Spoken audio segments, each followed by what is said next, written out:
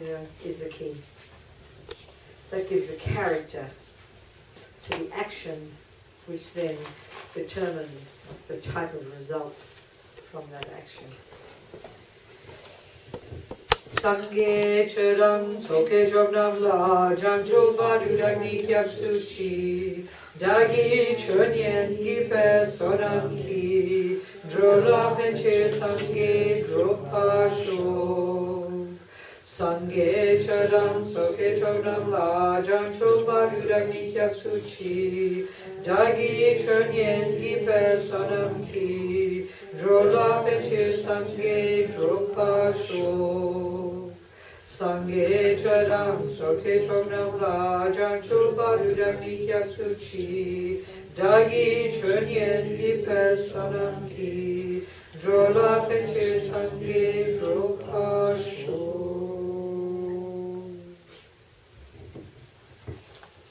Okie doke. So we're here to talk about the self, right? What it is and where you find it.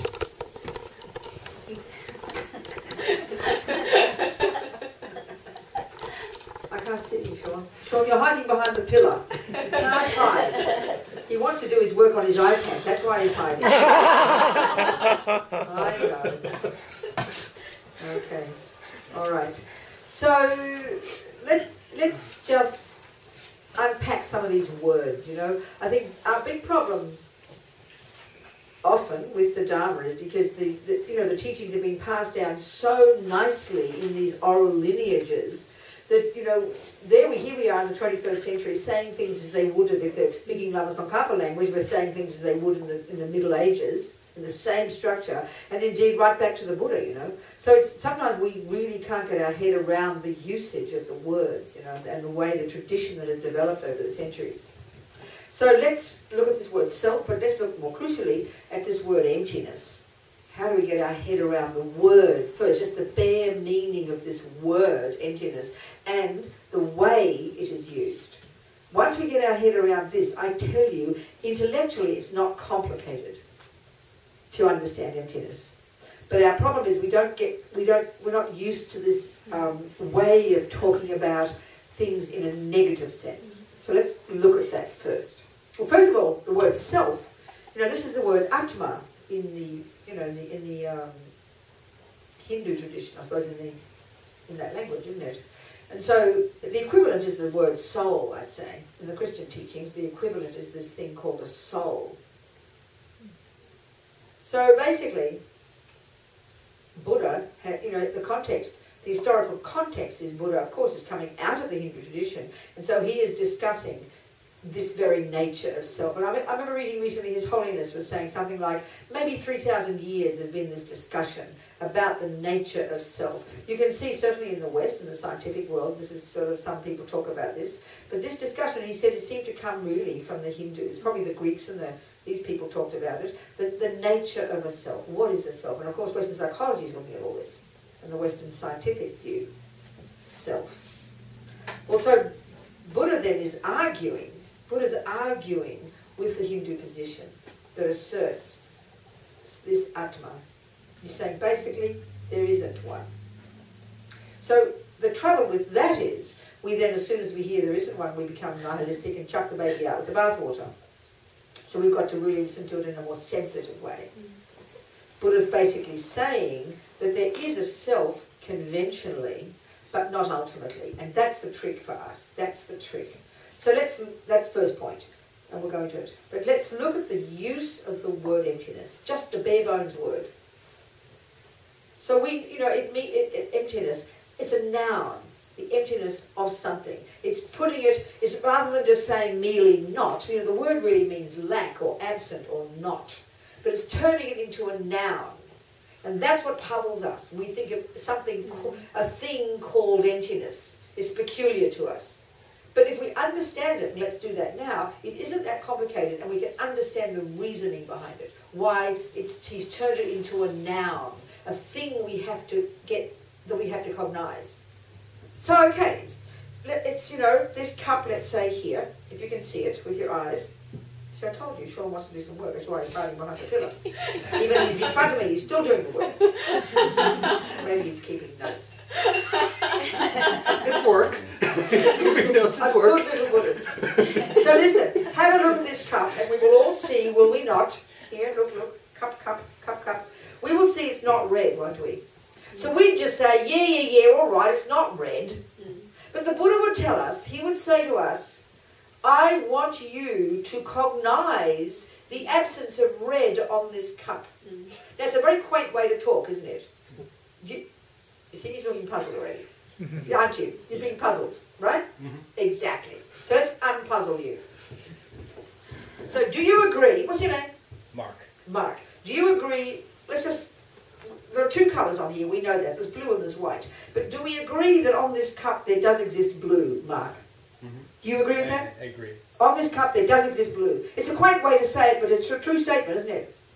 So you surely also agree on this cup there exists an absence of red. Do you agree with that statement? I agree. So it's again a quaint way to put it, isn't it? Isn't it? Yeah. Okay, so Buddha wants us to understand the absence of something. So basically, if you are colourblind and you're seeing red here, you're making a mistake, aren't you? Would you agree? Yes. If you see red here, you're mistaken in what you're seeing, aren't you? You're mistaken. So Buddha he's pointing out to you that he wants you to become clear about how, he wants you to cognize the absence of red. He wants you to see there's a mistake.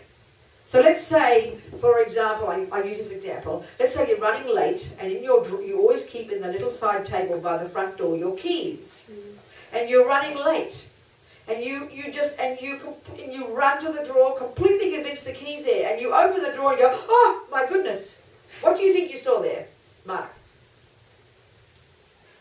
What do you think you saw? Why would you be shocked? What do you think you saw in the drawer? For a split second you think you see your keys. No, you don't. What do you think you see? What would be the opposite of that? Like we just talked here, what's the language you just used? I actually see no keys. Okay, so who else can get, what do you see in the drawer? The absence of The absence of keys. Can you get that? You get a shock, wouldn't you? You know. Now listen to this. If I didn't expect keys in that drawer, I'd open the drawer and I'd go, boring old drawer, nothing in there. Now we tend to think, oh, nothing there, but that's emptiness. No, emptiness is this vivid, shocking, outrageous seeing of the absence of something you have always thought was there. So that's why it's very specific.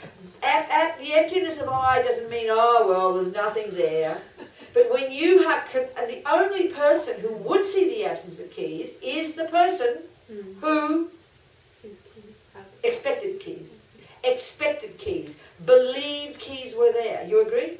When you've got an absolute belief there are keys there, and when you see you made a big mistake, what you see is the absence of keys, and it's a big shock to the mind, isn't it? Well, it's like that. Buddha says, since beginningless time, we have believed, and this is the one we don't know yet, we don't know what it means, in an inherent I. Forget what it means yet. Don't matter. We'll do that in a minute. But he says, we believed there's an inherent I. We assume it, we talk about it, everything is existing on the basis of the belief in that. Rebirth comes from it, all our suffering comes from it, all from the belief in an inherent I. We'll discuss that, what it is, in a minute. So when you finally see the absence of it, it's a mighty big shock.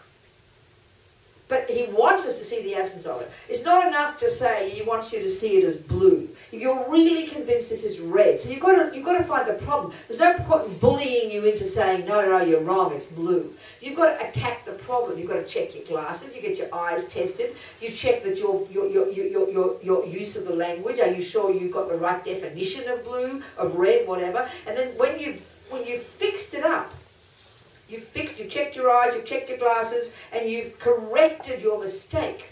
You've corrected your mistake. You'll go, oh my God, it's not red.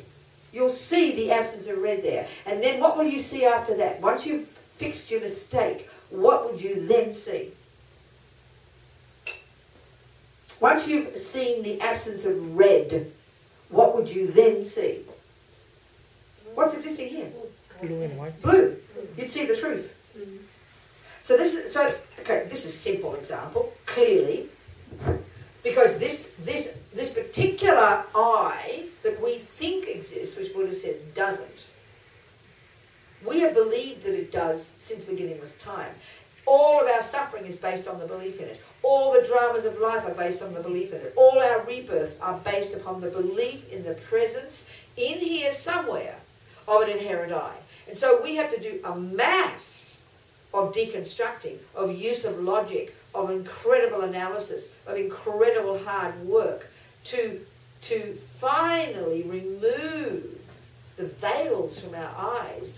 And the first thing we're going to see, outrageously, shockingly, is, oh my God, you're going to see this absence. And that's a very vivid thing. Once you've seen the absence of the inherent I, you will then see the I that does exist. Which, as Amazopa says, is as if it doesn't. Because what does exist is so subtle, it's as if it doesn't exist. It's as if it's an illusion. And what that is, the merely labelled I. Then you'll see that, which is the truth, the dependent arising, the subtle dependent arising. So the first thing I'm trying to talk about here is the absence of something, and how it's a vivid thing that needs to be cognized. In other words, as Lama Zopa would put it, on this person here, there does exist the absence of an inherent I. So in this way, we can guarantee we will understand that emptiness is not a nihilistic statement, which is the way we understand it, which is how we think. Oh, well, there's no I. We immediately chuck everything out and become nihilistic and think it's some big vacuous space, Complete mistake. Emptiness of I is a really specific thing on something that does exist. Where does the absence of red exist? Where does the absence of red exist? We just said it before. Where does the absence of red exist? We just talked about it. On this cup here. So you've got to posit a cup first. You've got to posit the cup. Then you will discover on it the lack of something. So you've got to first posit an I. You've got to first posit the self, the conventional self.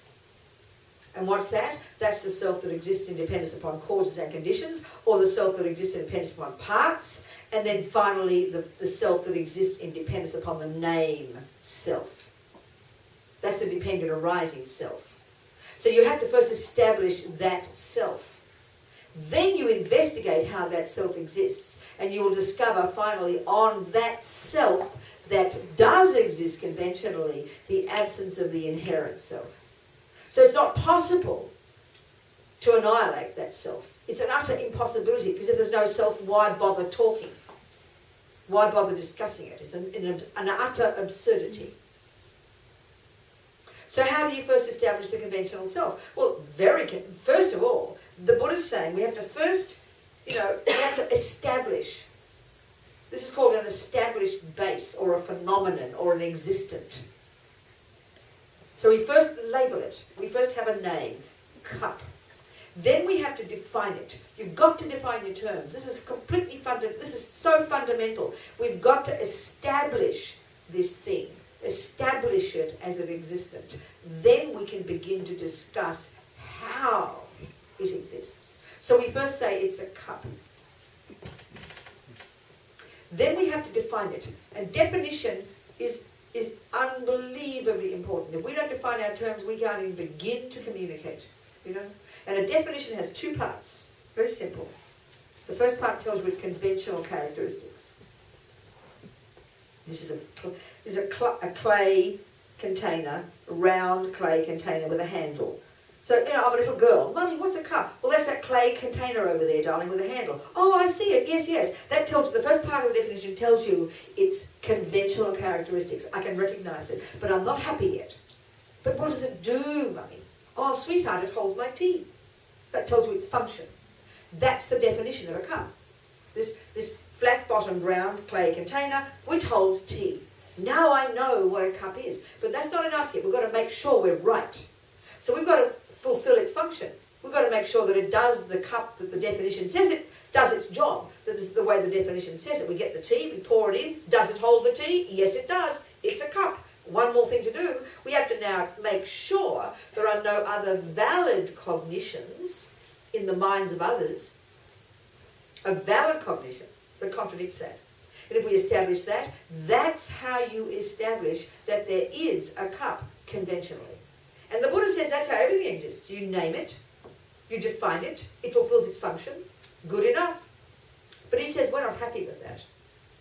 That's the actual way things exist. That's merely labelled, subtle dependent arising. But we're not happy. We, as Lama Zopa puts it, decorate on top of what does exist. Layers upon layers upon layers of characteristics that don't exist. And we can't see that we're doing that. Like we say in the West, we project. This is precisely how Buddha says we suffer. In our mind, we have a series of lies, a series of misconceptions, a series of delusions. The root one of which is called ignorance. That is the one that and all of them work in the same way. They decorate on top of the cup characteristics that don't exist on the cup. So then say attachment, one of these delusions, decorates deliciousness on the cup. It causes the cup to appear to me as delicious. It embellishes. And then another lie in the mind is grasping at permanence. That will project permanently delicious cup onto it. A quality called permanent, which doesn't exist there.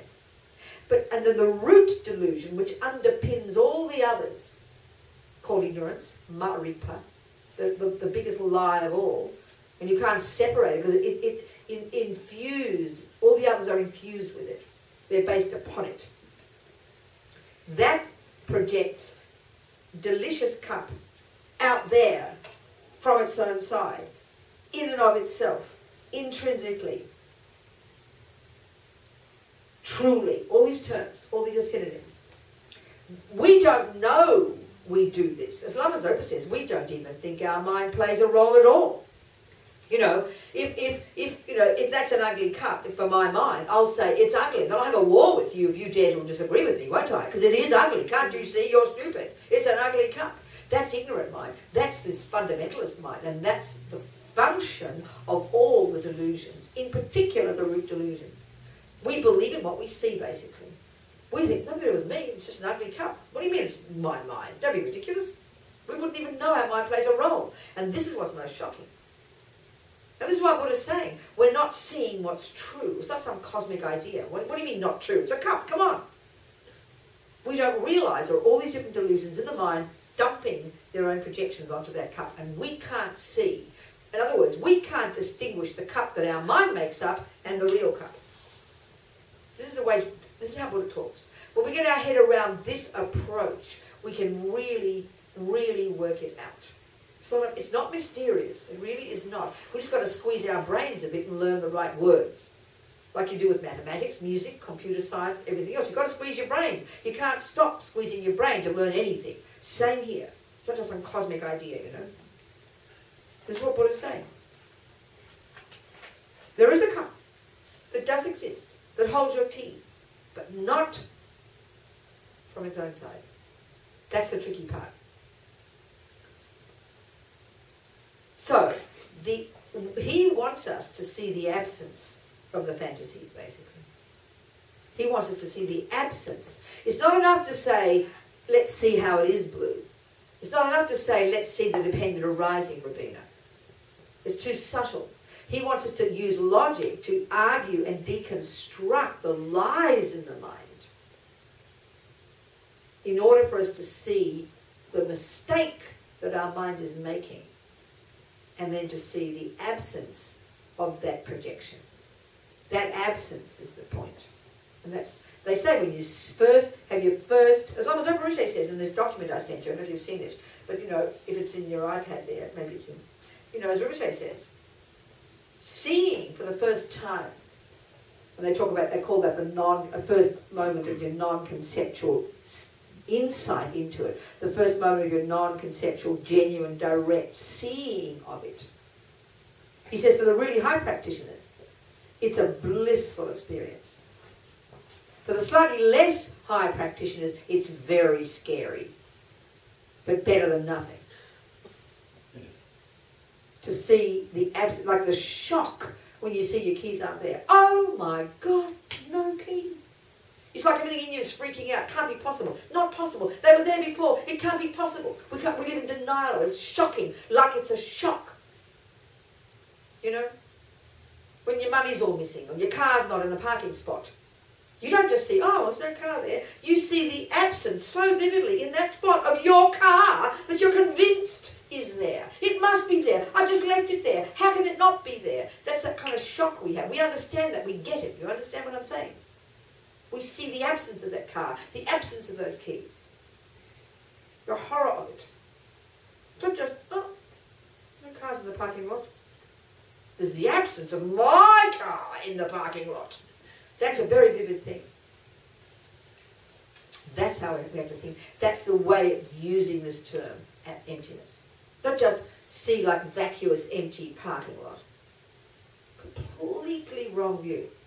It's so specific, so focused, so pointed, so precise. And it's, yeah. Are we communicating? Mm-hmm. Good. So what then is the method, what are the methods we need to use to argue with this deeply held belief in something that doesn't exist?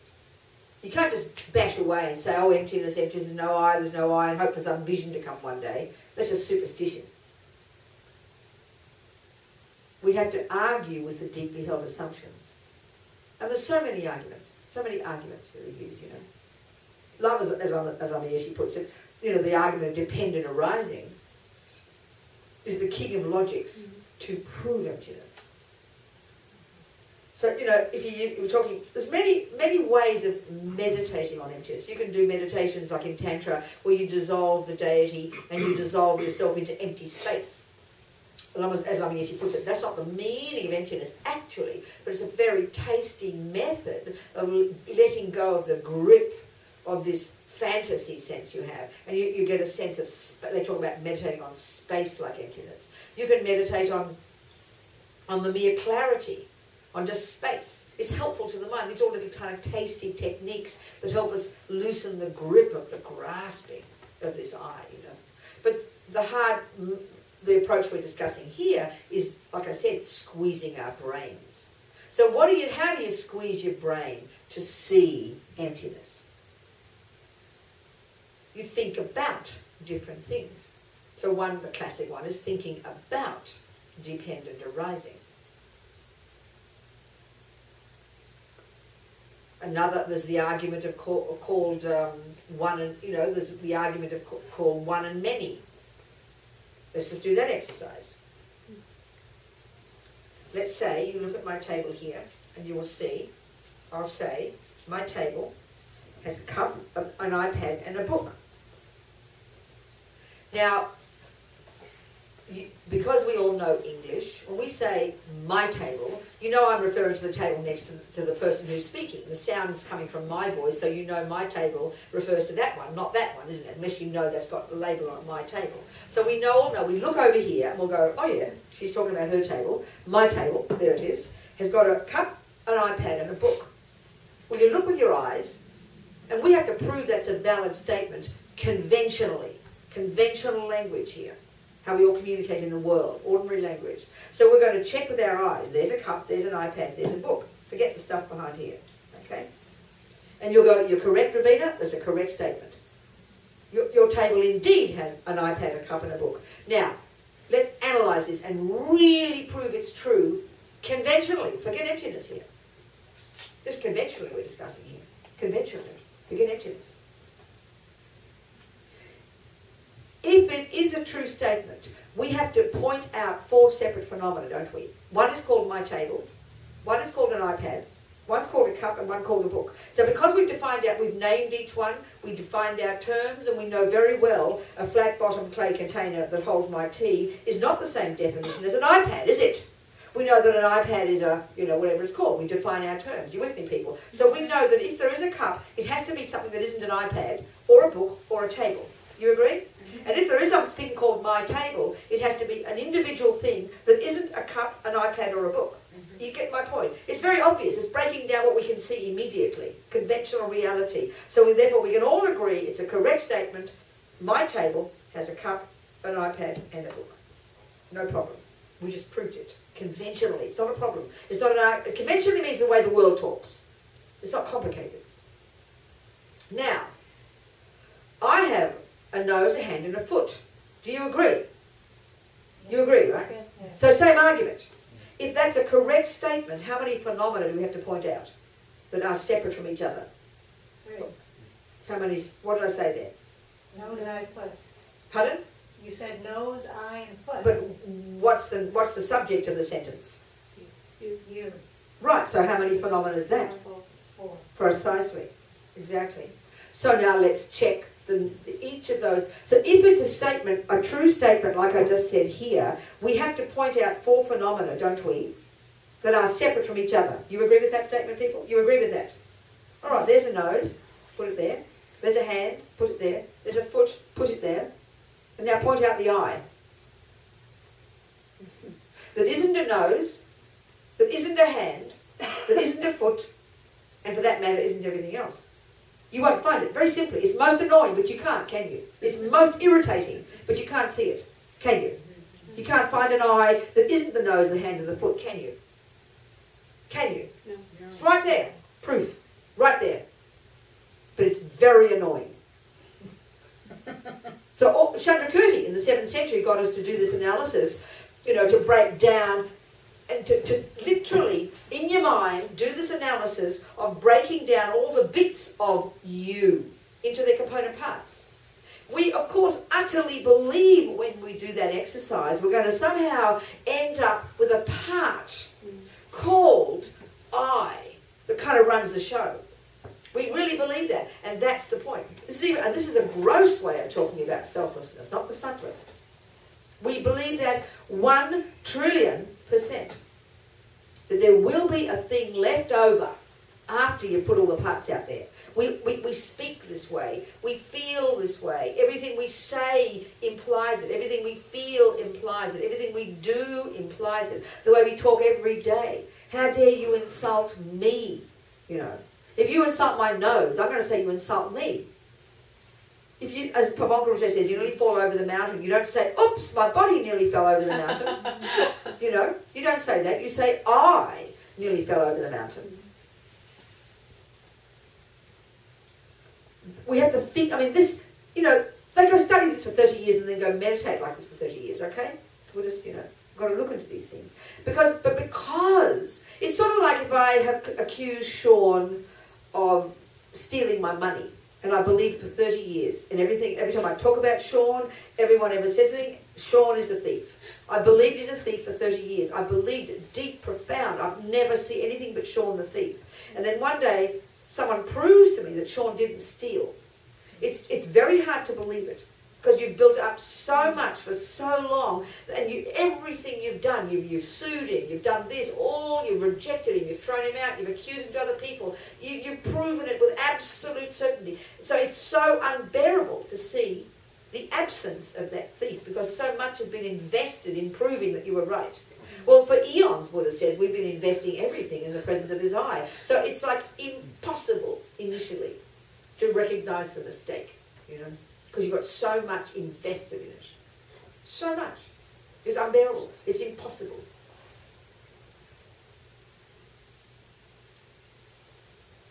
Are we communicating? So the key point I was trying to say here is we've got to get our head around the idea of the absence of something, because that's the whole approach to emptiness, is that. And another way to discuss that, when you study Buddhist philosophy, you learn there are various synonyms for that which exists. Like I mentioned before, phenomenon, object, established base, existent. There are 2 more, I can't remember them. And this is a really major point for the Buddha, because why? Because he says we've got a bunch of lies in the mind that are believing in things that don't exist. So we have to be able to find a way. What we're trying to do, one way of talking about what a Buddha's into, is discovering what is true. Discovering what does exist. It's not some interesting philosophical concept. It's genuinely, experientially the point. So we have to establish what it is that cognizes phenomena. What is a phenomenon? How do you establish it exists? These are things, you know, I was talking before about the cup. We've got to be able to do this in a very rigorous way. So there is mind that does the cognizing, and then there are those phenomena that the mind cognizes. They call about subject-object. There is mind that cognizes, and then there are phenomena that the mind cognizes. And basically Buddha says there are virtuous states of mind, there are reasonable states of mind that are valid cognitions. They are correct in what they're seeing. And then there are the others, which are the lies, the delusions, the misconceptions, the neuroses, the negative states. All these words refer to them. All the same thing. They are the liars that are leading us up garden paths for eons. And because we've been believing for so long, like I said about the thief, that what we believe is there appears to exist there. We've convinced ourselves for so long there's a permanent cup, an inherent cup, a beautiful cup, a this cup, a that cup. We can't see we're making a mistake because it appears to us. As long as someone says, bad enough that we see the cup wrongly. But the worst thing is we believe. It appears to us and we believe it's true. So it's like going nuts in our head, you know, trying to work this out. So, there are phenomena that do exist. And really one way of saying, from the wisdom point of view, what Buddha's trying to get us to see is to learn to distinguish between the facts and the fictions of the universe, you know. What does exist and what doesn't. And finally, when you've removed all the lies from your mind, you have achieved your liberation from suffering because you now see that which exists. Because the path for liberation from suffering is also the path for seeing what exists. Because the cause of suffering is ignorance.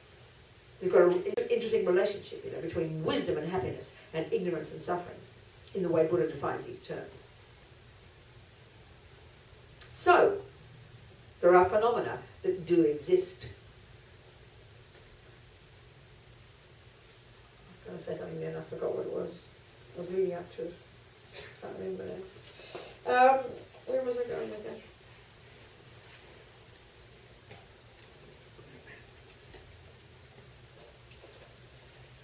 Yeah, just really reiterating this point. We have to establish that which does exist conventionally.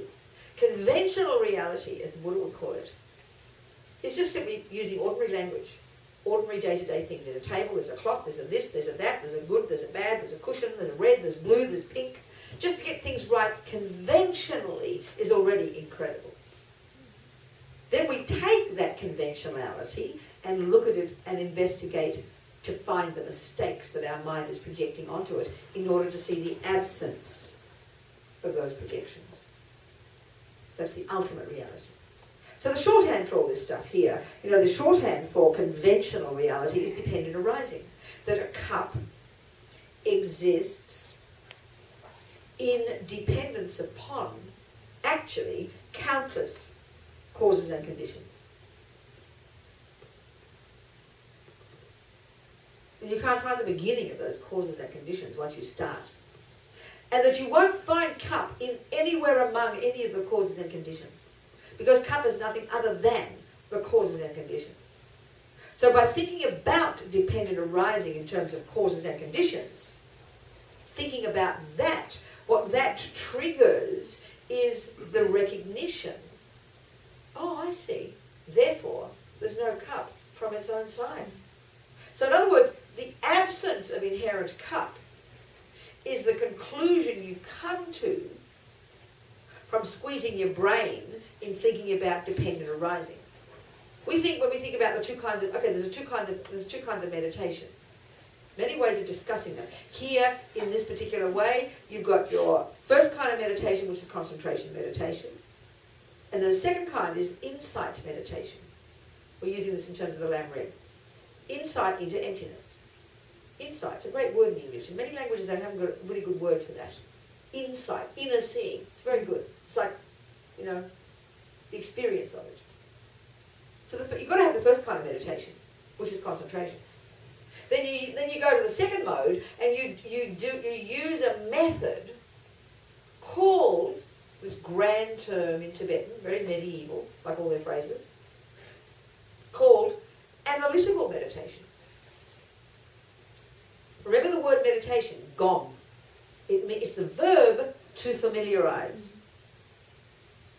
We have such cosmic ideas of meditation. In Tibetan, it's the word to familiarize. Familiarize what with what? Well, two things. You're going to familiarize your mind. Meditation is a process, and there are many kinds, of familiarizing your mind with two things. That which is true and that which is virtuous. Because these two come together. So, first kind of meditation, you've got to get some focus. If you haven't got focus, you can't even make a cake. You're useless. You get some focus, now you go to the second mode of meditation, and you do your, this thing called analytical meditation. Well, I'm sorry to disappoint you, but the word for it that we would use in our culture is the word think about. So analytical meditation, this grand phrase, it simply is equivalent to, as we'd say it, think about. So what is it you think about in order to get an insight into emptiness? You don't think about emptiness. You don't go like emptiness, emptiness, emptiness, emptiness. You don't do that. That's silly. What are you going to think about that would trigger the insight into emptiness? You think about the way it exists conventionally, which is dependent arising. So if you go to school and your teacher tells you that 1 and 1 is 2, and she wants you to go home, and she says, well, go home and get some concentration meditation, Robina, so you get your mind focused. Then you go to the second mode of meditation, my dear, you do some analysis of this, don't you? So what does she want you to analyse? What would she want you to analyse? Is 1 and 1 2? Huh? Is 1 and 1... And how would you do that analysis? What would you have to do? What would be the components you'd have to do that analysis? Well, you check it out and... Yeah, but what would you have to check out? 1 and like the different parts of it. Right. What would you have to do? What are the components you have to do valid analysis? Of 1 and 1 is... Yes, what would you have to have? You'd have to have an idea of what the different parts are. Not idea, you'd have to know precisely a definition of 1. Yeah, you'd have to have a definition. You have to know a definition of plus. Right. You have to, they're the components, aren't Yeah. they? 1 plus 1 equals 2. You've got to get your head around those components. You've got to know what they mean, don't you? So you can think intelligently about that. Wouldn't you agree? Yes. And then slowly, slowly, as you become familiar with it, you think about that, don't you? What will happen eventually? What will happen eventually? Then you prove it to yourself that that's a So that accurate and what's statement. that and what's that called? Then that would be, An insight, yeah. isn't it? You go, oh, I get it. So repeat, what's the method you use to say, I get it? So you take the component parts, and each one individually, you have to have a clear definition of them. Right. And then you see how Think they fit about it, together, and then you think about it. From many points of view, you think about it. You might use blocks, you might use words, you might use drawings. You think, my point is, you think about it intelligently, don't you? Then eventually, it will trigger the insight into the answer, won't it? Yes. This is exactly how you've got to realise emptiness. There is no difference. I'm not being sarcastic here. You've got to have the components, which is the dependent arisings. You've got to know exactly what is the cup, and what is this, and what is the definition, what is its function, and what is this, and what is that, and how something is made up of those causes and conditions. And you do think about that, and you think about, you use all these different examples, the causes of this, the person who made it, the person in the cup, and then you think about it, and you think about it, not squeezing your brain in a weird sort of frustrated way, but an analytical, clear way. The more you think about it, what it will trigger eventually, and don't hold your breath, will be the insight. Oh my goodness, that means there is no inherent cup. That's the conclusion you come to from doing your analysis. Just like equals 2 is the conclusion you come to from thinking about 1 plus 1. Are you kind of getting the idea? So you've got to have your names right. You can't possibly go study music if you haven't learned what C is and what major means and what flat means. You can't possibly go and practice your piano until you've got all the components together. You can't possibly work out your mathematics if you haven't got the right words. You can't possibly work out your French if you haven't got the right words. So this is what I'm trying to stress here. We mystify all this stuff and we think, well, I'm just going to meditate emptiness and wait for it to come one day, like some kind of mystical vision. 1 and 1 is 2, 1 and 1 is 2, 1 and 1 is 2, hoping one day you'll get the insight.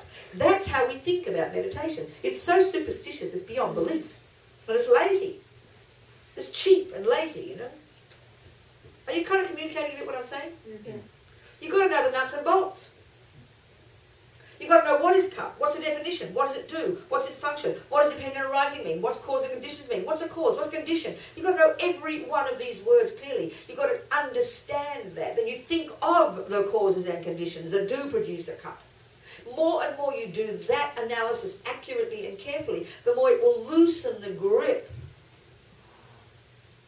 of believing in the inherent cup. It'll kind of unpack it for you, and one day you'll go, oh, you get a flash of it. Therefore, there's no cup on its own side, because that's the conclusion from thinking about dependent arising. There's no cheap way. There's no other way to do it.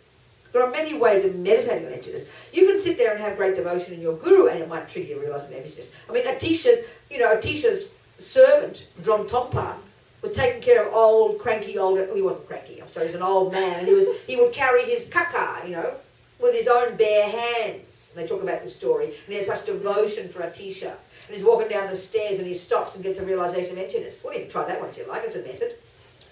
So these methods function in different ways, and they kind of trigger the mind in surprising ways. Something will happen, you'll have a flash of something. They're triggered in a multitude of ways, but this is kind of the logical, grounded, technical way to slowly grind your way to see the truth. Are you kind of with me, people? Yeah. That means you can't get past listening to the teachings.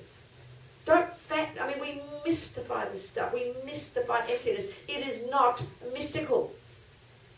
It's a dependent arising like everything else. And the thing is, in our culture, in the West, we are geniuses at understanding technicalities.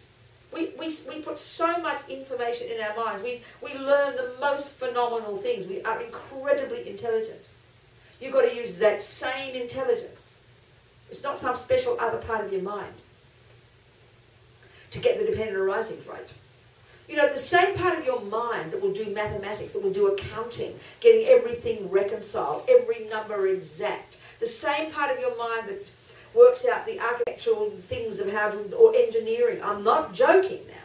That same part of your mind that works out the nuts and bolts of engineering, of numbers and this and that, is exactly the same part of your mind that has to understand dependent arising, which will trigger the insight into emptiness.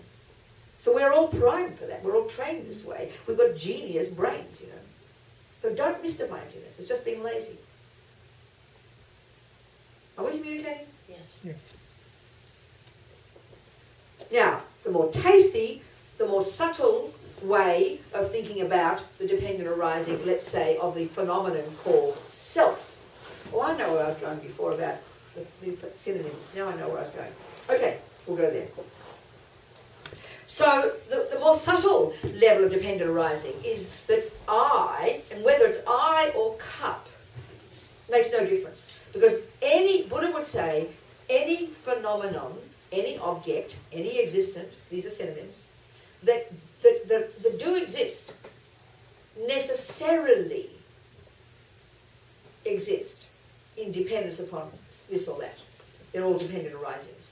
Necessarily, that which exists interdependently, dependent upon this, and this, whatever. So from that point of view, as Lama Yeshe would say, the nature of the tissue, the nature of the Kleenex, and the nature of me is the same.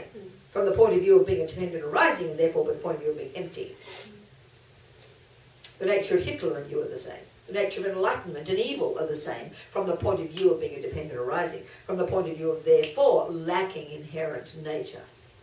So, the subtler level of dependent arising, more subtle than causes and conditions, and it seems more simple, is that I, or cup for that matter, exists in dependence upon its parts. And that you will not find a part called I, like kind of as one of my friends said, walking hand in hand with the other parts. Of course, which is how we feel. There's a little self in there that works along with anger and jealousy and my nose and my feet and my, you know, and my ear to be Robina. Nonsense. You won't find that one.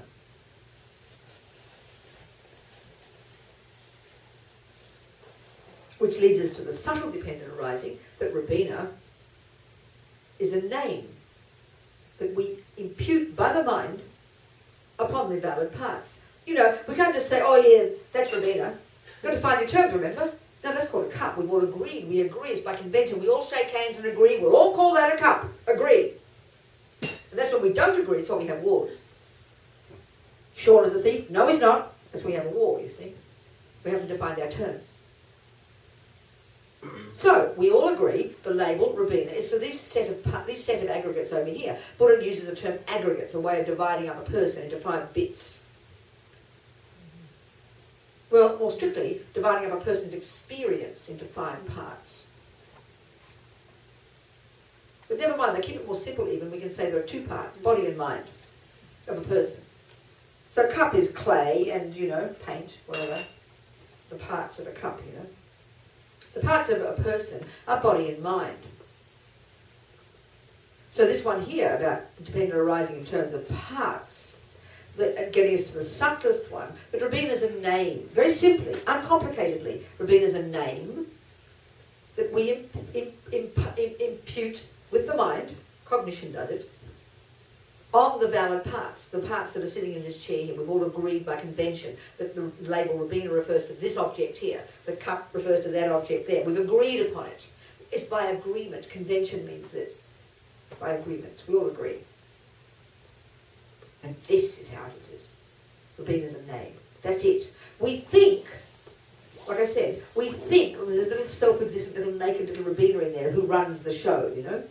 But another argument for proving this, as Lama Zopa says, is the one where you say how the label, the name Robina, can't be the base. It can't be the parts. Well, one simple logical argument is because Robina, we define it as, Robina is this Australian, you know, Australian Buddhist nun, let's say, sitting in the chair here.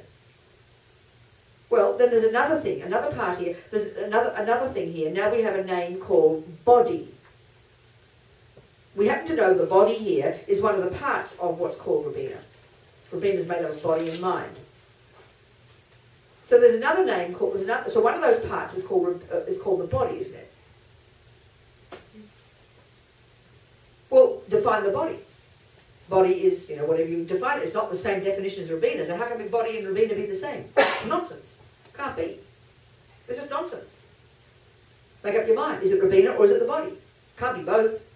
So silly. If it is, then they're synonyms and you have to define them the same way. Cup and mug. 2 words we can say are the same. They're synonyms for the same phenomenon.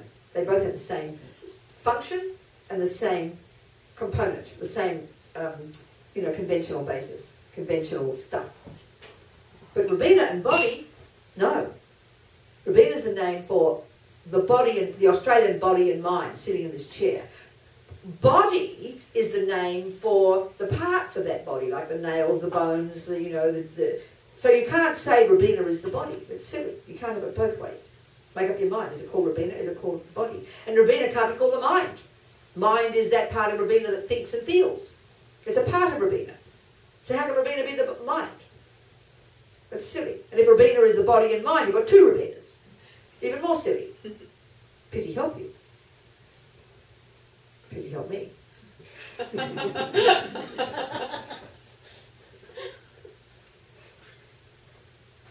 These all seem so annoying arguments.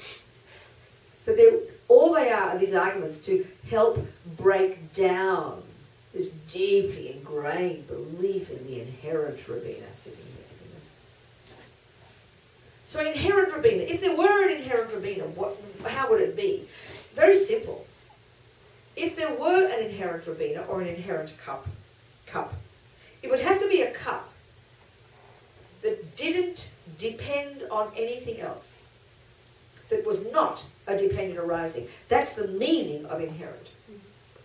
the absolute opposite of inherent is dependent arising. So if there were an inherent cup, it would have to be a cup that doesn't exist in dependence upon anything. Now that, interestingly, is the belief system of creator religions.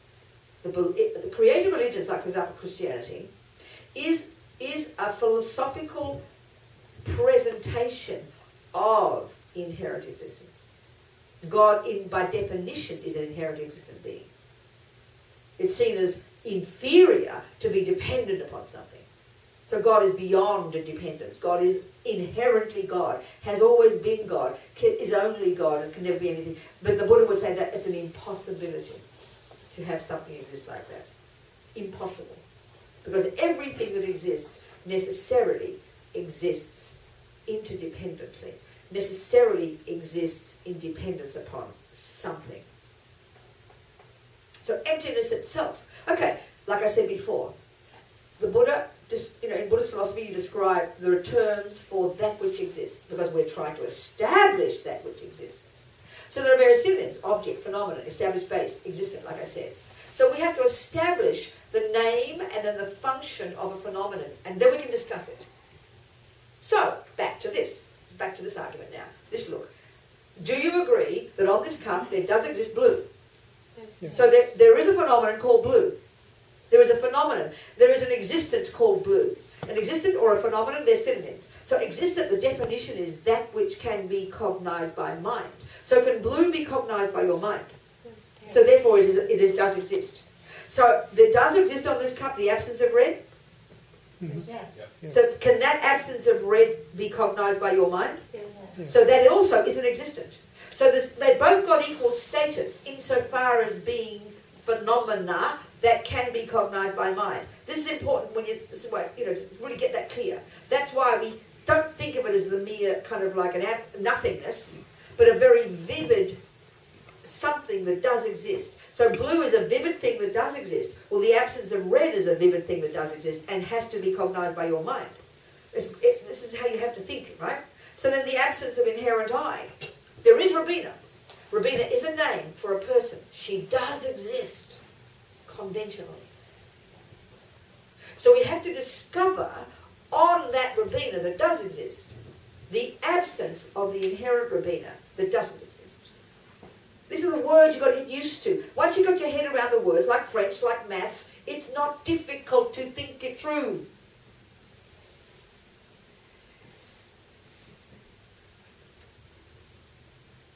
So you first posit the thing that does exist, I. And then you investigate how the I does exist. And that will finally trigger the cognition of the absence of the fantasy I, the emptiness of the inherent I.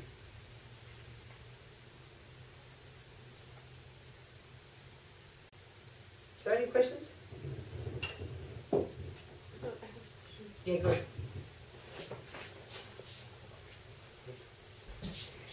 Thanks.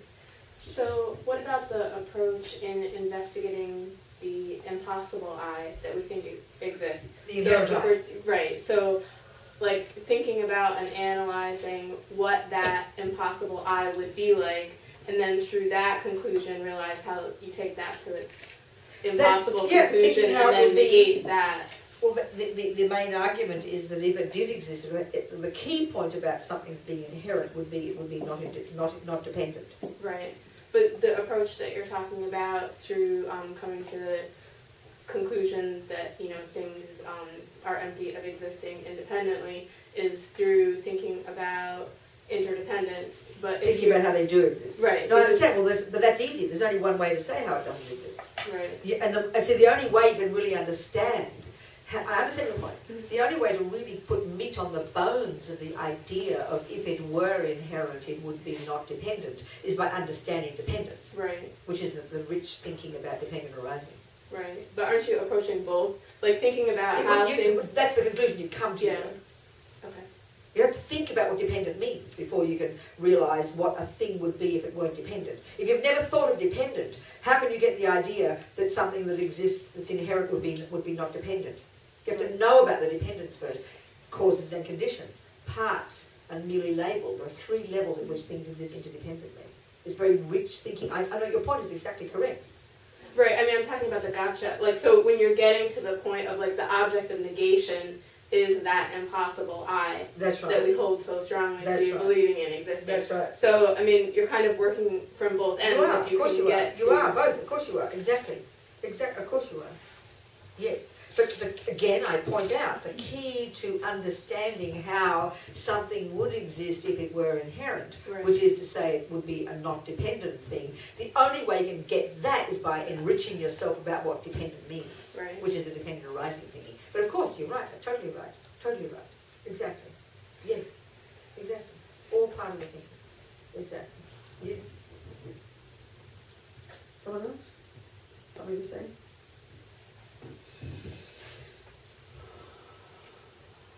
You sure? No questions? Question. Yes, go. Where would we go to find maybe structured exercises of what meditations to do for this? Because I've seen a number of books that go through explanations. They're very good understanding explanations, but I'm not really sure what to focus on doing analytical meditation. Like what steps, like? Learning, well, this is like, again, you know, to really do it properly, you've got to do all the nuts and bolts. You've got to understand what a phenomenon is. You've got to understand the synonyms of phenomenon. You've got to understand what mind is. You've got to understand how mind has objects that it cognizes. You understand how the mind cognizes. You've got to understand how the phenomena are divided into permanent phenomena and impermanent phenomena. All the stuff that you learn in the monasteries in you know, since you've been a child. It gives you all, it's all leading you step by step to this realization of emptiness, which comes, you know, at the final stages of their practice. You have to learn the nuts and bolts of all the bits and pieces. But a good way to start is if you think about dependent arising in terms of causes and conditions. And a really excellent way, I feel, to do that is think about karma. Because karma, cause and effect, is the dependent arising of I, that produces I. So it's a very, in my opinion, very tasty method for forcing us to stop clinging at this self, at I. So that when we think of how the way we think of the I, the way we feel our I is this victim, it's not fair, I didn't ask to get born, it all happens to me unfairly, it's got nothing to do with me. They're all the ways we feel every day, the panic and the anxiety, the attachment, the jealousy, the anger. All of these are direct expressions of clinging to the self-existent I. So we know how all those day-to-day things feel. So every time you go against the jealousy, against the attachment, against the anger, by using the argument of karma, which is the argument of cause and conditions for the I, you can't get a tastier way to attack the grasping at the inherent innocent victim I. Does that make sense? You don't look like it does. It's all of it slowly, slowly. It's not just one thing you have to get. The more you think about karma, the more you think about emptiness, the more you think about, you know, you study philosophy, the more you think of all those different pieces, you bring it all to bear.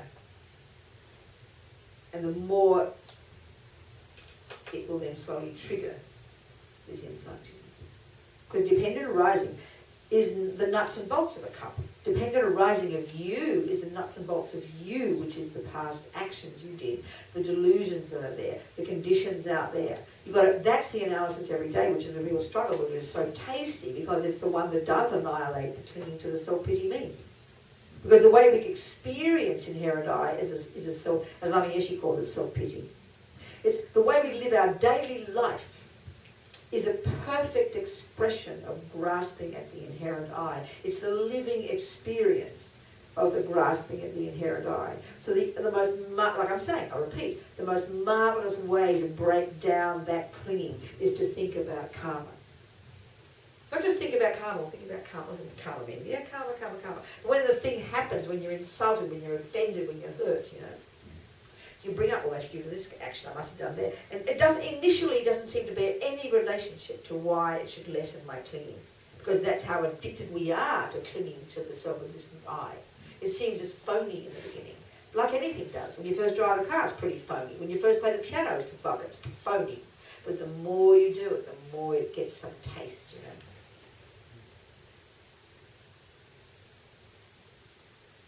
Okay, what do you think? Does it answer your question? It helps. It's going at it from the direction of karma is a little difficult for me because Why is karma's so hidden that I don't have a lot of confidence in it. But But you're depending only on, talking intellectually. We're only discussing intellectual, we're not discussing experiential. You're asking too much of yourself to have an experience of it. yeah. You've got to hypothesize it. Hmm. There's nothing else you can do. Because like dependent arising, I can. Of what? I- Of what? Of just everything happening Of what? You've got to be specific. Of an object. Yes, depending arising of physical objects. That's I can fine. sort of Well, then see go there. Do how- that then. Use that if that makes sense to you. Okay. You don't mind the idea this cup goes back to the beginning of this time. You just don't like the idea if you go back to the beginning of this time, do you? That's the problem. Same argument. This cup, once you start looking at the dependent arising of this cup in terms of causes and conditions, you won't find the first moment of the causes and conditions. You'll go back to millions of eons. Right. So the same with your mind, Yep. the Buddha would say. Go on. Well, actually the key point that I still get stuck on is from being, probably from growing up in the West, is being materialist, thinking the mind is just physical. Yeah, but So you're I'm coming intelligent. from that. But you're intelligent. You've got a very intelligent mind. You can easily think another thought. You can easily think the mind is not physical. What's stopping you from thinking that? Well, I'm starting to think that. Okay, good. But it's, Hypothesize I it. don't have a lot of confidence in it. But just stop. What do you mean by confidence? I Well, hear you. I I'm not used- saying I you're used right to- or wrong. But what do you mean Well, I by used to confidence? have confidence that the mind was just physical. No, you didn't have confidence. You just believed in it. Or You didn't have any confidence. You didn't have confidence. We call it confidence. We just believed it because someone told us. We never did any analysis, any logical arguments. We never did. And that's a fact. It's somebody else's science, but it's never ours. So now, because we believe in it, it's hard to stop believing in it. So no one's asking you to believe it. You just have to hypothesize the possibility that mind is not physical and learn the nuts and bolts of that. Listen to Buddha's teachings. No one's asking you to believe it or even to get an insight into it. That's asking too much. But we're all got intelligent minds. You just decide, okay, how would it be if the mind were not physical? That's easy. It's just a thought. It's a cheap thought. Anyone can have it. It's not even a complicated thought. And you're perfectly capable of that. So then the only way you can develop confidence is by thinking about it. And if you can't hypothesize it, how can you think about it? No, I can hypothesize it. Well, that's easy. It's all you're expected to do. Don't wait for an experience to come. That's too soon. But you first got to have confidence intellectually. Intellectually have confidence about mind, the possibility that it could be not physical. Yeah. Well, I've been Which getting is a what lot you're more. doing. Yeah, I've been getting a lot more confidence Yeah. about all the teachings I really understand. fit together Yes, that's it. very logically. There you Everything go. fits That's together. it. That's the one. And that's the really key point I would say. We've been talking already the last few days. It seems to me if any system is reasonable system, it's got to be coherent intellectually first. Whereas we're not used to spiritual teachings being like that. We just think it's this random moment of weird things that no one can understand. And I'm not being rude now, but that is the typical view we have of Christianity because it's very arrogant to question God. I mean, if some nuns I met in Berkeley, I was asking them this and that and this and that, what's this, what's that? They kept saying, oh, we don't know, it's a mystery. And I said, don't you want to know? She said, oh, no. I'm not being rude now. But that's not the view here.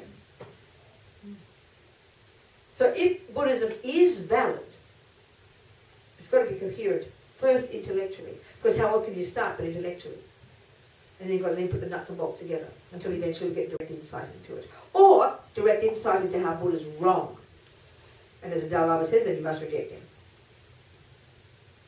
So, way to go. Sounds like you're doing great. Thanks. Okay. Someone else? Something to say?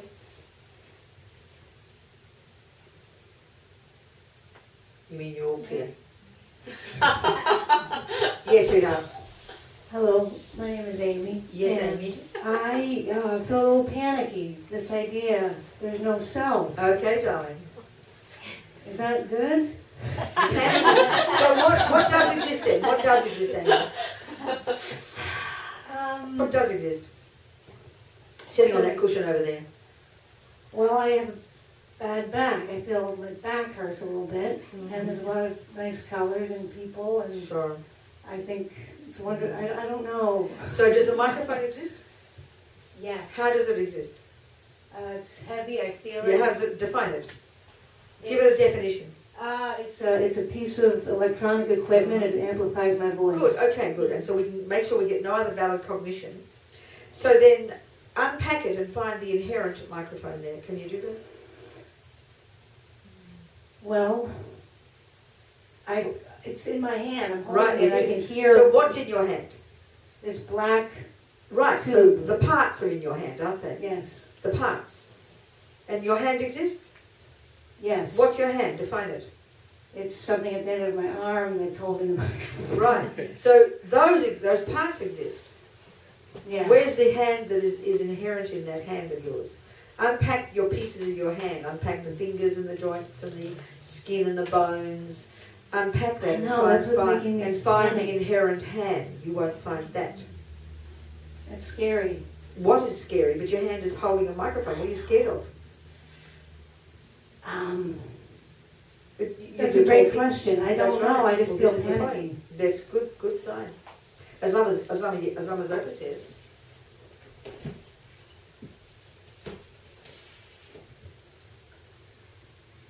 I will tell you.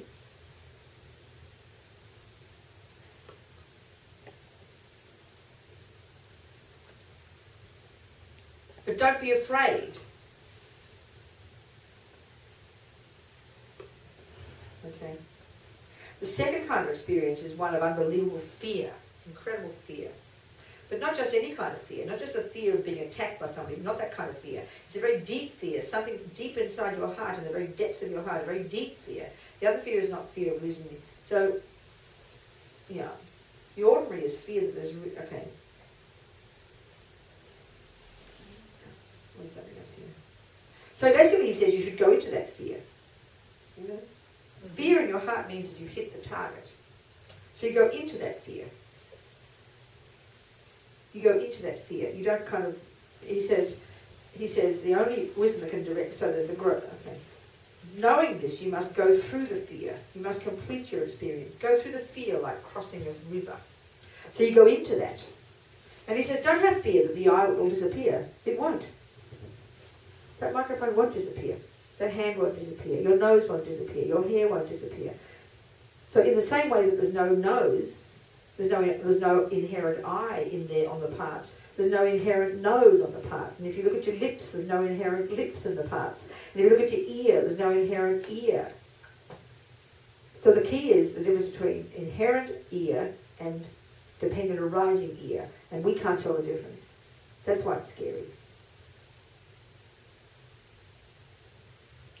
So you just keep listening, keep learning, Thanks. keep analysing, and keep walking through the fear. As long as Oprah says, when you realise the absence of the inherent Amy, there is no longer fear. So basically, as one way of saying it is, Amy does exist. Amy functions. She's an American, this woman who does this and that. Every one of those things is true. But Amy doesn't exist from her own side. Amy does exist, but not from her own side. Your nose does exist. It functions. It gets full of snot when you've got a cold, but not from its own side. These are the words to learn. It's tricky. It's like annoying. It's frustrating. It's like sort of smoke and mirrors. But we've got to get used to those words and slowly put the meat on the bones of those words.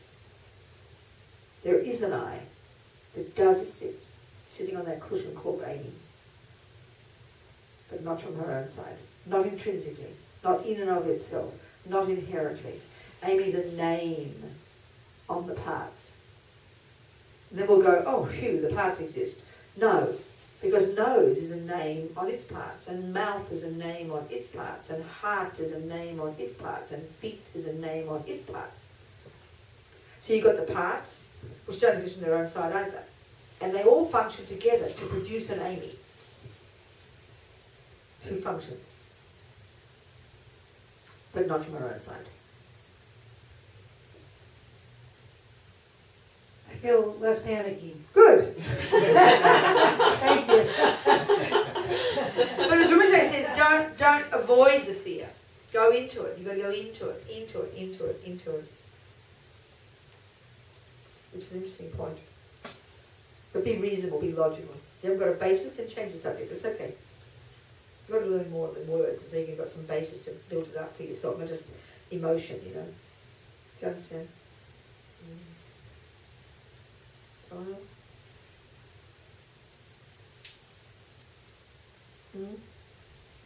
Come on, I've been all the talking. Yes. You said it the other night. Uh-huh. You said it the other night. Not too much and not In the mic, enough. right here. We tend to exaggerate The two extremes, existence yes. or, Yeah, or non-existence. under That's right, exaggerate that's right. existence That's instead right. of going in the middle way. That's right.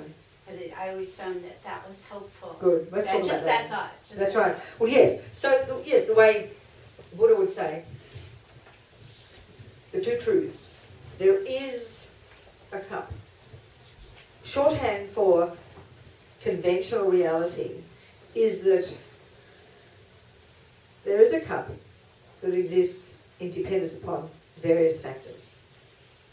And then ultimate reality is there is no cup from its own side. This is sort of like summary. Even more short summary, there is no cup and there is a cup. That's the best summary. There is a cup, but I'm sorry, there ain't a cup.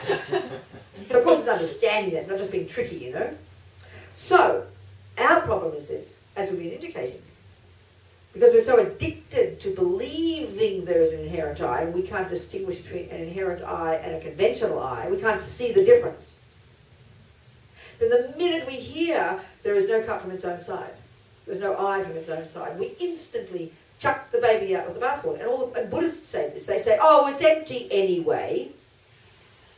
It doesn't matter, we say. That exactly proves the wrong view of being nihilistic. We just chucked out the baby with the bathwater. We just chucked out too much.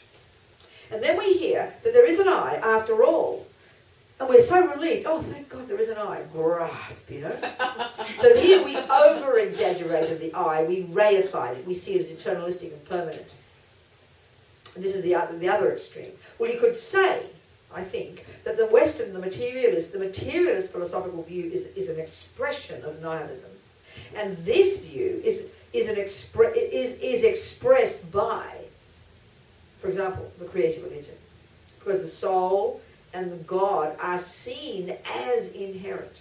And that's exactly the point that Buddha's arguing with. He's not saying nihilistic, there's no self. He's not just saying, oh, there's nothing there, it's a big, great big gaping hole. No, that's cheap and nasty way of putting it. It's nihilistic. He's not saying that. He's saying there is a self. There is indeed superior beings. He uses the word because he makes it plural. There is indeed omniscience. You describe Buddha, and you describe God, it sounds the same. Omniscient, all-pervading the universe, knowing everything, having infinite compassion for every being. Buddha agrees with that. They're shaking hands on that one. It's the way they exist that they argue. It's the way they exist. There is something called omniscient mind. Buddha has no problem with that. But he says we can all become it, and it's dependent arising, which is how come we can become it. Whereas the Christians would say it's always been that way, and it's a profound insult to say you can become it. Or the most profound insult to say God was regular like you and me and became it. That's a shocking concept. It's reified, you know. This is how Buddhists are arguing. It's an incredibly subtle point. Same with the soul, or the Atma, or the self. There is a self, conventionally, but not from its own side. Not inherent, not frozen in space. So, a really marvellous method, Lama Tsongkhapa's approach.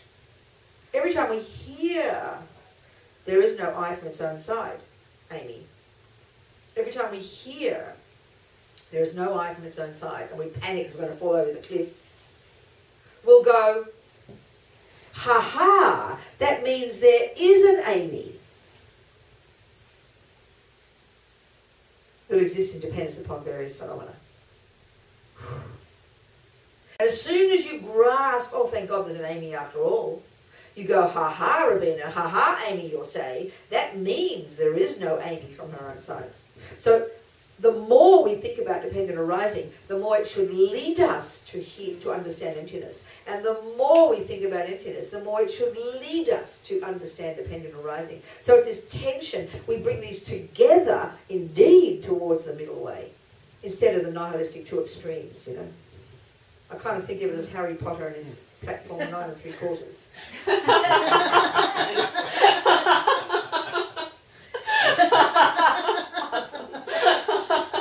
I didn't read the books, I just heard about it. I thought that was wonderful. They have to be young, don't they? Because they read Harry Potter. So middle way, they say you finally got the middle way when you become a Buddha. When finally you actually can cognize at the same time appearances, which is dependent arising, and emptiness. Even the greatest yogis, up to before the moment they achieve no more learning, even the greatest yogis who realize emptiness, still when they're in ordinary life, they have the appearances of things, the conventional reality, and when they're in emptiness, they have emptiness. But it's only the Buddha's mind, the omniscient mind, that's finally reconciled these two views. And that's the true middle way. When appearances and emptiness are simultaneous, there's no longer a distinction, there's no longer duality. That's the way to say it. That's how they say it.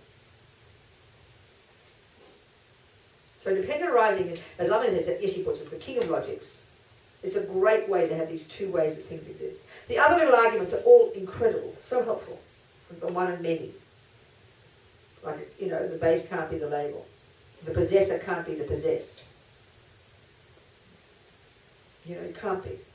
If I say I have a nose, how on earth possibly can Robina possess Robina? Don't be ridiculous, it's a redundant statement. So if there's an I that possesses a nose, they've got to be separate. So conventionally, to say that I is that Robina is her nose, and Robina is her feet, and Robina is her mind, then you wouldn't bother saying I possess a nose, I possess a mind. You just say Robina possesses Robina. What a silly idea. These things, which seem annoying to us. It's using logic, seemingly boring, evident logic, to argue with the tricky views that our mind holds, you know, and that our language expresses. In its nature, it's dualistic. Can't avoid it.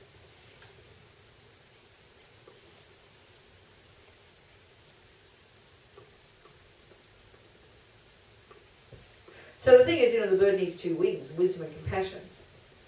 And of course, many people become Buddhists because they love the talk of compassion and bodhicitta. But until you've got wisdom, you're never out of samsara. It's not possible. You can have bodhicitta coming out your ears, you know. You can sacrifice your life for people. But until you've cut the I, there'll always be the sense of I dualistically helping. There's always a sense of an inherent I helping an inherent you. That can be really... So you can only go so far with compassion. You can only go so far. And wisdom, hang on, sweetheart. Wisdom, you can only go so far with wisdom as well. You need to have bodhicitta to help you remove even the subtlest imprints, the obstacles to omniscience, as they say. That's when you can become a Buddha. You have the two wings of the bird.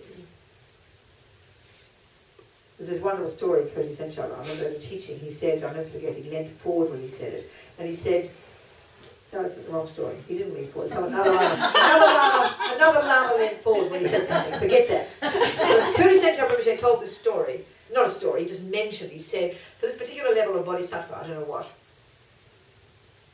for him, he said, the action of cutting off his hand and feeding it to a starving animal as inconsequential as a leaf falling off a tree.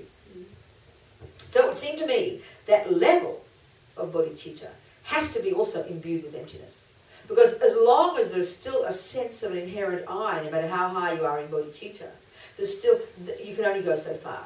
It seems to me there's only if you've given up a belief in the inherent I, the absolute fearlessness of having realized emptiness, that you can do that. But another thing to say too, which is, you know, very helpful, is that every time you reach out to somebody else with kindness, forgiveness, love and compassion, you're helping yourself chip away at the I.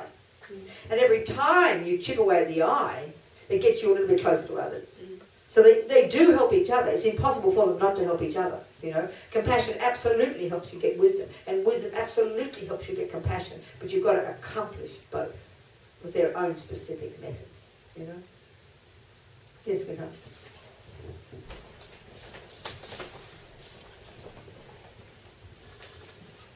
You kind of answered my question right Uh-huh. there. The I inherent, and it's not a changing thing, the I, so I was looking for your definition. I was looking for your definition of I. Is it a changing thing or not a changing thing? But you just kind of answered that. Why I was wondering that is because, like, you have attachment, you have jealousy, you have fear, but it's not always, like, I'm not always jealous about something. Like, it could be the same situation, but sometimes you might be jealous about it, sometimes you're not. You could be attached to something, sometimes you're angry about something, you know. It's not always, the situation isn't always the same. So if you have the I, and it's not a changing thing, you wouldn't be an I. So how do you mean the I isn't a changing thing? Are you saying it's inherent, it's not changing? Like, the I, like, my emotions, my feelings is part of the I. But they're always I changing. is a name. I is a label we give to that phenomenon over there, like microphone is a name, is a label we give to that phenomenon, isn't it? So I, Sharon, isn't it? Yeah. Yeah, is a name we give to this object. Would you agree? Yeah. So there is a Sharon, but that Sharon is not inherent, and that Sharon is impermanent and changes from moment to moment. The conventional Sharon changes from moment to moment. So that Sharon is also the same word as the word I. So of course it's changing from moment to moment. It has to be. It couldn't exist if it didn't. And I was looking at the Yeah. I as if it was changing or not changing, because I was trying to look at, Uh-huh. okay, I can't be an I because I'm such a changing thing if it's just one thing. Uh-huh. So it was more like trying to see where the I stood. I in see. emptiness. Okay, well the better way there really than just think about impermanence. Sharon has got jealousy and anger, depression. One day it's just, it's very dynamic, isn't it? All the time, changing from moment to moment. One of the fundamental ways that Buddha would say, which is an easier thing to understand, how ordinary day-to-day stuff like your mind, your emotions, the person, conventionally, they're all changing from moment to moment. And actually they say, by thinking about how Sharon is changing millisecond by millisecond, this will help you realize the emptiness of Sharon. It'll lead you to it. Are you with me? Yeah, that's what I was basically Yeah, good, trying to good, see. good. So, okay, so then it's really excellent to think about dependent arising as the king of logics to prove emptiness. Dependent arising in terms of causes and conditions, which, and indeed, as I was saying, excellent, excellent, excellent, in my opinion, to think about karma, or the law of karma, because that's the perfect way, that's the perfect example of something's coming into existence in dependence upon causes and conditions. And that if we look into more and more how we cling to this sense of self, and get attachment to it, attachment to what it wants, angry when it doesn't get what it wants, jealous when blah, blah, blah, all the other variations of the neuroses in day-to-day, all of those are an expression of believing in an inherent I. Believing in an I that didn't ask to get born, that it's not my fault, but everyone else does it to me. Like the innocent victim. This is the way I feels. And this is a perfect expression of the opposite of karma, the opposite of cause and effect. So the more we think about how I am the product of this and that, and if someone hurts me, then I must have hurt them. And if someone is kind to me, that every time I think about karma, it's me owning that, and me seeing it's a result of causes and conditions. And that will break down. That's a powerful way to break down the clinging to the innocent victim me, which is what ego feels like. And then what happens then, in other words, as we keep thinking about karma, it makes us braver and braver and braver and able to bear the problem because I created it from the past. It's I'm not an innocent victim of this. There's no such thing as an innocent victim. So and another way to put this is that the nature of this ego grasping, which is the colloquial term for this ignorance, maripa, its nature is fear. And then it gives it rise to immense attachment to get what this I wants, anger when it doesn't get it, and all the others, and all of them are rooted in fear, panic, anxiety. It's the nature of ignorance and all the delusions. It's so interesting. This is how they are. So check the world. You look at anger even. Look at a person who's angry. They're like having a panic attack. Their eyes are wide in horror. How dare you do that to me? It's like impossible. They're completely having a panic. They're having a panic attack, basically. Look at all the delusions. Because the eye is grasping like concrete, isn't it? And it's terrifying when it doesn't get what it wants. So they're all an expression of fear. So every time we go against that fear and greet the problem, you're just attacking the anger. You're calming the anger down. You're attacking the attachment, which means you're attacking the ego grasping, which means you're helping yourself realize emptiness. Chipping away, chipping away, chipping away. This is day-to-day life. Application of this.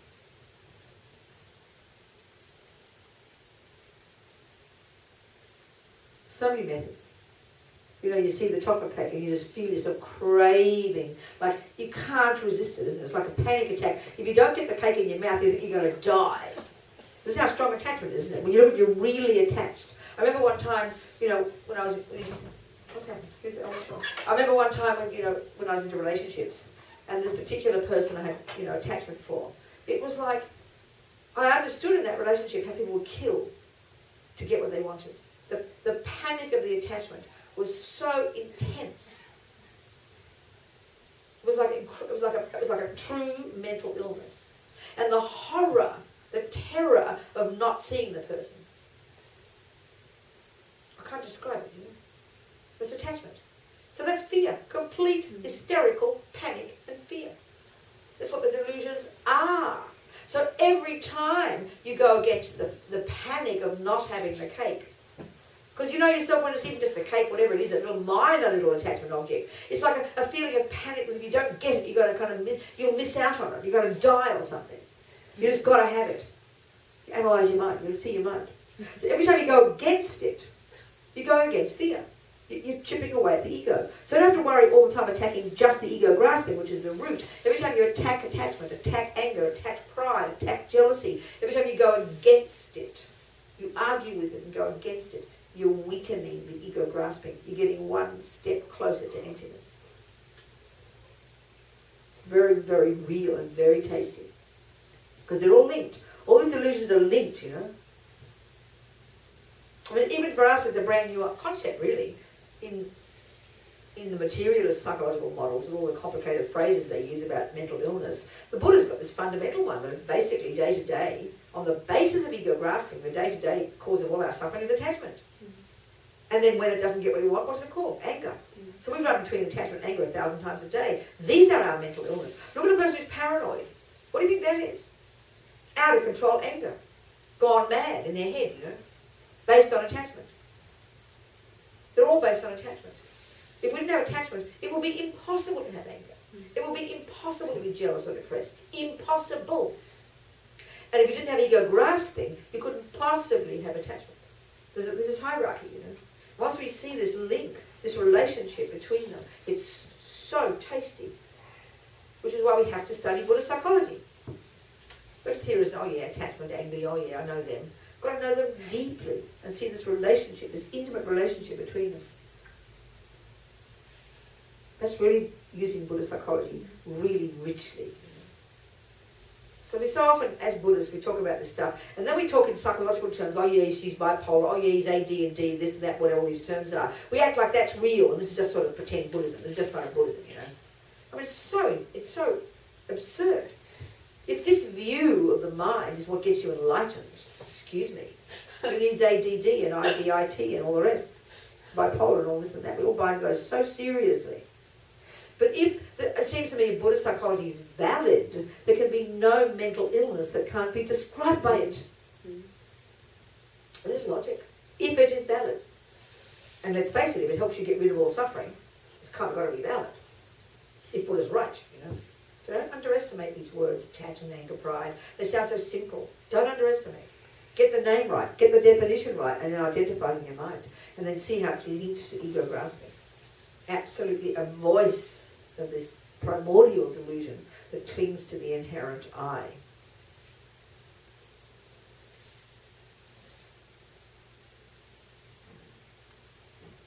Yeah.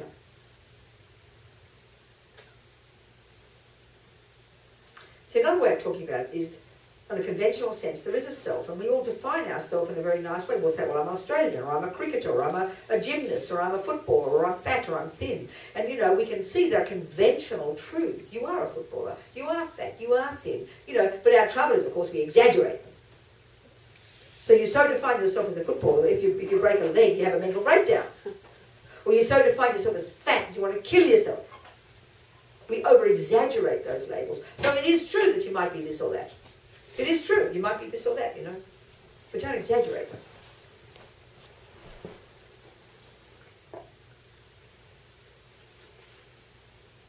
Always reminds me, one time, I always tell this story. Ages ago, I went to prison, 95 or something it was, wherever, 96, and visited a prison here on the East Coast.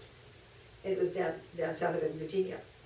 And the group of people were mainly black. And we're discussing karma, all these things about who we really are and everything. And one of them, he said, it was really quiet, and he said, "You mean I could be born a white man?"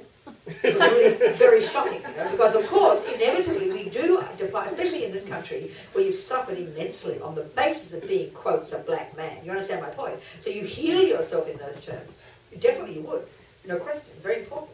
And so, of course, the young men that I remember in prison were very serious, all studying stuff, you know. Obviously, appropriately defining themselves in terms of being a black male. From being oppressed in that way, bringing themselves up to have dignity and self-respect. But then to discover that it's not who you really are is quite a shock. Like if you're a gymnast all your life, and like I said, you break a leg or you lose a leg, you almost don't know who you are anymore, because you always define yourself as a gymnast. You'll kill yourself. So you are a gymnast, but not in your bones. And so I didn't tell this guy that you were born a white woman. That's a very interesting point, because I remember, and then I used to do my research in the prison, and I'd ask the prisoners. It was fascinating to me, especially in this country where, again, race is so huge. And every time I asked men in prison, black, white, Asian, how do you define yourself more in terms of gender or race? Everyone said gender. Isn't that interesting? I was very surprised. So gender is the most fundamental one for us. Maybe. For some people who don't know quite who they are, they keep changing. I'm not being rude now. You understand? Maybe that's not the one. But it's this interesting one, because, you know, this is why this one little story by one of Buddha's disciples. I mean, he was, of course, being clairvoyant, being an arhat already, being clairvoyant, you know, and he's going along doing his arms round, and he pokes his nose into this house in the village, and he sees this man holding a baby, eating a fish, kicking the dog, while the wife cooks the fish. And he went, "What a farce samsara is." Something like that. He said, there, the son eats his father while he kicks his mother and holds his enemy. Because the baby was the reincarnation of the guy down the road that he killed for raping his wife. The fish was his daddy, who used to like fishing in the pond in the backyard, and so now he's a fish. And the dog is his mummy, who was attached to that place, and so got reborn as a dog. What a farce samsara is. So the point is, Amy, you are Amy. This is the way of saying it, another way of saying it. You are Amy. No one can argue with that. But you're not Amy for, put it this way, you're not permanently Amy. That's a good way to help with, even with inherent existence. If you turn into like a, you know, Fred Jones next life, or Fred, you know, born in Hong Kong, where's the Amy? Honey, she's gone. But there's a continuity of everything Amy did, and it's now turned into a new shape. You kind of walked into a new house called an Asian house. Here you're in an American female house, and last life you might have been in who knows what house. So even that way helps us loosen the grip on the Amy. Do you see what I'm saying? Yes. Yeah. Just little tricks we have to use. And the fact is, the Mahayana Buddhism says, your mind is beginningless and endless, so you'll never run out of gas, darling, so don't worry about it. You'll always be something. So the Buddha's saying, you might as well aim to be something decent, you know. You can aim to be a Buddha, why not? And it's when you realise the absence of inherent aiming that you'll get it. So it's kind of tricky one. Well, it's time to go home, isn't it? Yeah, I think so. No more questions? Good enough? Food for thought? You can read Sean's notes. So just keep trucking, keep looking, keep reading, keep hypothesizing, keep thinking, just moving forward 1 inch at a time, being delighted with your progress. And if it is, like I said, if it is valid, all these teachings, then think, pennies will drop, little pieces will fall into place. You listen to that one, you go, oh, I see that bit, you know. And it just does take time. But don't think you can't understand it. Don't mystify emptiness. Just learn the words. Learn the names, definitions, and slowly you'll put all those dependent arisings together into coherent sentences that will then begin to trigger. It really does take time. And I'm telling you, I've had to do this job for quite a few years now. Lumzover told me to do it, okay? I didn't feel qualified, but he told me to do it, and I thought, give it a go. You know, I've got a gift of the gab, so I'm happy to talk. And that's very curious, I have to say for myself, you know. Someone showed me recently some things that wanted me to check something they'd transcribed, and I said it in 1997. And I read the words, and I was shocked. I said, did I know that then? I looked at those words, and I got the words right. Well, I said those words then because I must have studied them, and I probably had a sense of them in 1997. But then when I read, since I've been saying it since 1997, a little bit more, few pennies have dropped, and I have a sense now that I kind of know it a bit more than I did then. But I got it right then. So then I realised the power of saying the right words. Because if I've got the wrong words, imagine I could only ever get a realisation of wrong. You'll never get it right. It won't ever come right. If you always think that 1 and 1 is 3, you'll never get it right. You've got to say the right words first. And that really helped my mind. You understand what I'm saying, people? I got, wow, did I say that then? That looked pretty good. I was really surprised I said it. Or I read book blurbs that I wrote like 30 years ago when I worked for Wisdom. And I'm really surprised. And maybe I say it a bit different now, but if I look at it and it still looks right, I think, well, okay, I must have done my due diligence. Must have learned the words right. You see my point? It's important. Now, if you don't know the words, how can you think about it? And therefore, how can you realise it? Don't think it's lazy thinking you just close your eyes and get all holy and say a mantra and then you get inside into emptiness. It's just lazy, okay? You might if you're fortunate. It's not the only way to do it. You have to chip away at all sides, you know? Experiential, devotional, practice, and the intellectual. We've all got all bits of our mind. We have to use all those bits. And very often you find people who think they're more creative, more intuitive, more those words, you know. I remember one woman in a teaching, she said, look, I'm not an intellectual. This is too intellectual for me. I'm more experiential. And I said, well, what's your profession? She said, I'm a graphic designer. I said, you use computers? She said, yep. Now, even graphic design, you've got to have incredible skill. You've got to have intellectual, you've got to have technical skill, don't you? So if she can squeeze her brain to learn really good graphic design and inches and millimetres and this and that and relationships and things, that's the same intelligence you need to learn about words and dependent arising. But we mystify emptiness as some strange spiritual thing because we haven't bothered to learn the words. Are you with me, people? Yeah. Yeah. So you can learn.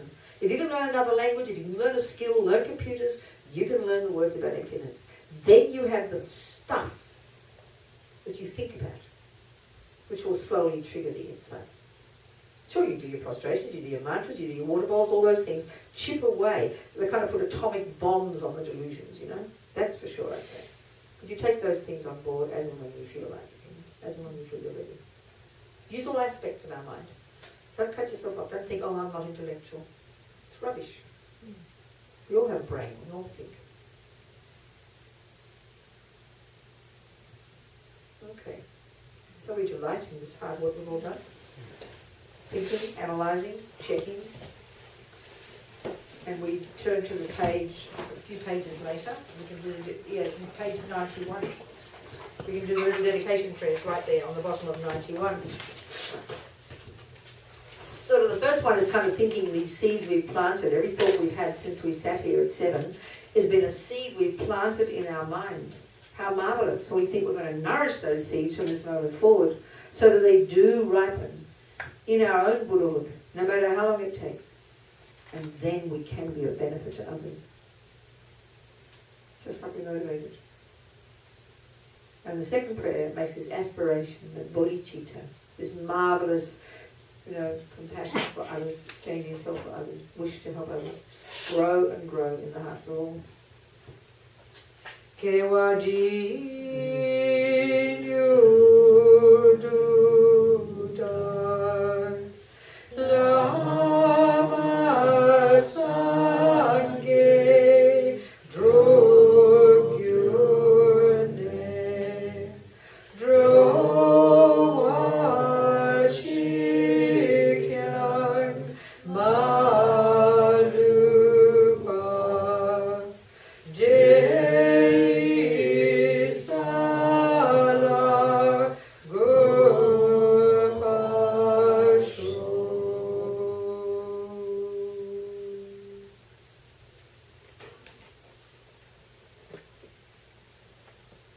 All right, everybody. Thank you so much. Thank you. Thank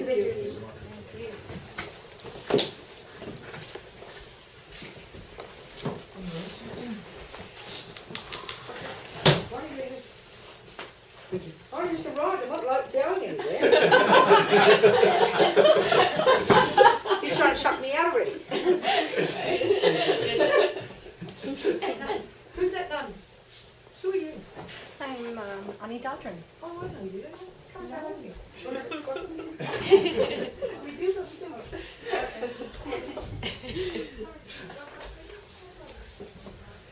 Thank you, everyone. We're going to leave the cushions as it is for tomorrow. But if some people could help